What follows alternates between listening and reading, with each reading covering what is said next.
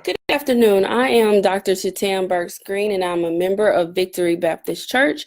And today we're going to ace the job interview. We're going to start off by talking about what it is, the advantage of having an interview. Your interview starts before you even walk into the employer's door. Step 1, understanding yourself. Take an inventory of your attributes. Number 1, education. Look at what are your qualities in your education. Make sure you have updated your resume. Make sure all your qualifications of school that you've attended is listed. Experiences, both paid and unpaid. You want to make sure that you are properly selling yourself to the employer. Your accomplishments and achievements. You want to talk about what you have done for as anything that's not necessarily that you've been paid for, but awards you received or any organizations you are affiliated with. Skills and components, anything that you have done, whether it's Microsoft Word or if you've done any kind of things outside of just education field that you want to display that will help make you more qualified for the position. Any clubs or Greek organizations, or any other organizations that you are affiliated with, you are also able to highlight as well. Extracurricular activities, work ethics, and values.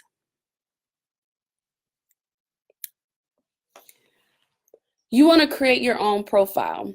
Create a professional resume, which we talked about last week on how to create your resumes. You want to make sure that your resumes are always updated, and you always want to take a copy with you to your interview.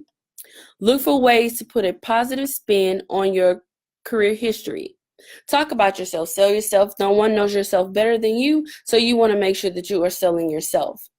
Create a powerful component and experience imaged by using action words to describe yourself and your accomplishments. No one, again, knows yourself the way you do, so you want to make sure you're selling yourself to the employer. You want to give yourself all the credit you deserve. Be totally honest, but don't shortchange yourself by underestimating or minimizing your accomplishments. It may seem little to you, but on the other hand, the employer may think it's a major accomplishment. You want to have a professional critique of your resume. So you want to make sure that someone else looks at your resume besides yourself. Step 3, dress versus sales. Tip for men regarding attire: the first impression is always the last impression. So you want to make sure that you are always professionally dressed. If possible, wear a suit to your interview. Belt and shoes should be same color. Avoid ties with elaborate patterns or too many things going on. Color patterns is very important. You don't want to be too outspoken, but you also want to make sure that you are looking professional. A red ring and other watch are generally the only jewelry that you should be wearing. You don't want to wear too much. Men, generally, you don't want to wear a lot of chains, a lot of other accessories that will take away from your professional look. Head to toe, you want to be groomed, and shoes should be properly cleaned and polished. Women, a suit or a dress is preferable. A shirt should meet at the top of the knees or longer, your skirt. The amount of jewelry should be minimized. Makeup should be light and avoid perfume and scented powder that is overbearing. Step 4, know the position. Make sure your positions match your qualifications. You want to know the duties that you're going to perform on the job that you're applying for. You want to know your compensation range. What will you accept as a pay and what won't you accept? That is very important because you don't want to get in a position that you're underpaid for the experience that you have. You want to make sure that it's in a good location. You know the location of the job and know how far it is from your work to home, so you will be able to do the commute. Your work schedule. Make sure that this is a work schedule that will fit your needs. And benefits. Make sure they have the proper benefits that you are looking for. Make sure this is something you will be discussing in your interview, so make sure you have an idea of what you expect. Know the organization. Research. You should make sure you want to find out what the organization name is. if it's a private practice or public, what product or service that the company is offering, and key management team. You want to know a little bit about the job before you actually go in. That means you have to do some research. I mean, looking on the internet, finding out a little thing about the company, because they simply may ask you a few questions just to see if you did the research. You can also use Google to look it up. College placements office oftentimes have different organizations listed, and your organization may be one of them. You can always look in the library or any other website research. Step 5, general tips. Map your route to the interview site so you will not be late. Being on time is the most important part of your interview.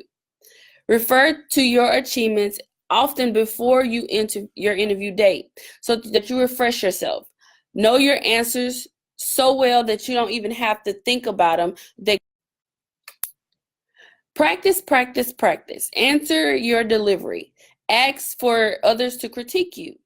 If you have an access to a video recorder, tape yourself before you go to your interview to see how you sound. Make sure your vocals are loud enough. Make sure you're not over talking. Make sure you're listening to the question completely, and make sure that you're ready for the interview. Think about questions you need to ask. Write them down to jog your memory. You want to make sure you come up with a few questions that you may want to ask the interviewer that maybe you didn't find on the internet search, or specific questions to the job. Start the interview.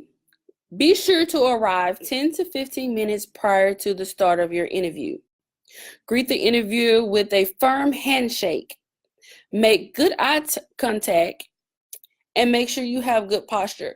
Make sure you are energetic and enthusiastic. Speak clearly and articulate. You want to be your first impression is your last impression. Legal versus illegal questions. Now, there are some questions that you are not required to answer. It is important for you to understand the concept of legal versus illegal questions. Any company wishing to avoid charging or discrimination knows that there are certain legal manipulations to avoid when respect to the interview questions that may ask applicants for positions. One of the questions that should not be asked is race, color, child care, religion, natural origin, or marital status. Arrest or police record, sex, disability, age, and military services are also questions that should not be answered.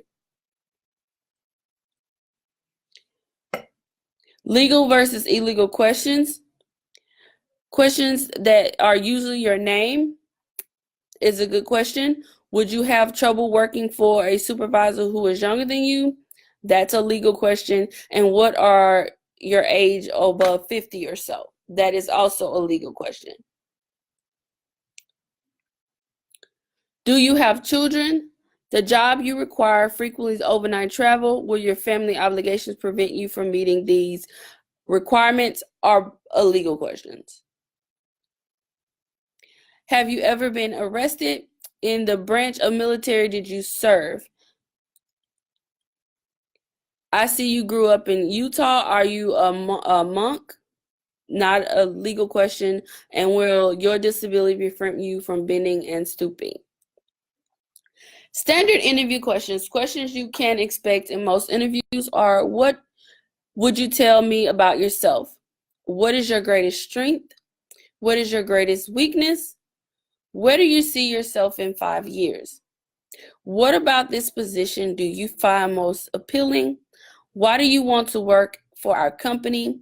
Why should we hire you? And these are all questions you should take in consideration when you are preparing for your interview, because these are standard questions that could be asked.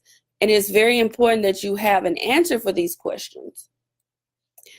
Behavior-based questions. Can you describe the most valuable criticism you have received and what you did with it? Can you tell me about an event that really challenged you? Can you give me an example of a project that requires attention to detail and how you handle the details? Can you tell me about a difficult person with whom you have worked? And can you describe the supervisor that you have worked with the least? After your interview questions from your interviewer have been completed, most interviewers will ask you, do you have questions for me? And a few questions that are commonly asked that can be commonly asked: what kind of training will I receive?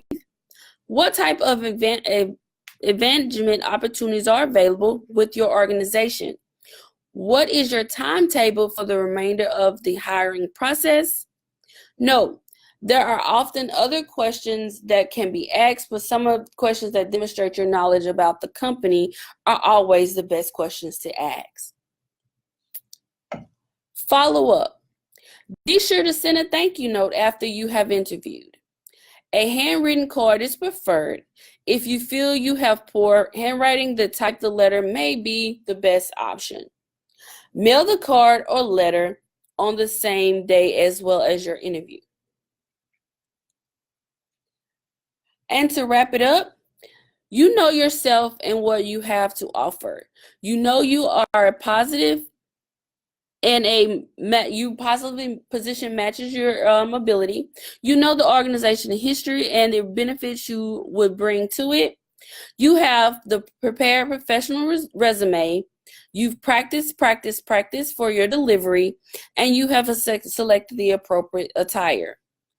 You know answers to probable questions, including behavior-based questions, and you have practiced your smile, eye contact, and your firm handshake. You've made it to the interview site on time. The organization couldn't live without you. You're hired. I would like to thank you for your time and patience for doing this presentation. This is the end of our presentation. If you have any questions, you can comment below and we will respond with an appropriate answer. Thank you. God bless.